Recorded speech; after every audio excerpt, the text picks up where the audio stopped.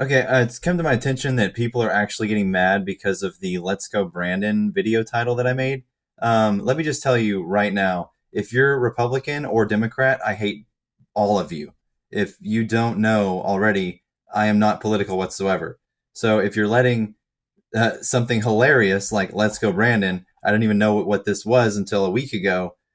I just think it's a funny ordeal, and I'm laughing at the media. So you need to stop playing their game. You're doing exactly what they want you to do. Be a product of the people that you're claiming to fight against, which is shit faces like political activists, division creators, things like that. Left or right, I don't play that game. So please don't take that the wrong way. I meant nothing by it.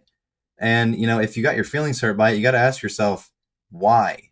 There's no reason for that to hurt your feelings. It's fucking hilarious. Whether you're Democrat or Republican, the media is retarded.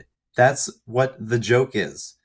So I'm not even sure what side would be mad if it's the right or the left, but get over it, man. It's funny, okay? It's funny. So I apologize if I offended anybody, but I mean, come on, man. You're playing what they want you to play. We got to just stop it. It's funny. So should have made this sooner. It just came. I was reading the comments. I'm like, oh god, people are actually getting mad about this.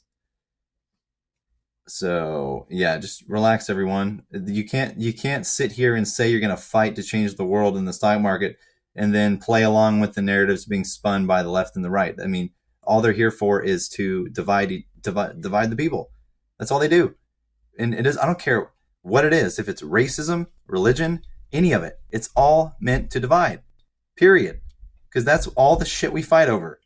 And we're all one people. We always have been. And all of this bullshit that's around and created to divide us is doing just that. So please, stop letting it get to you.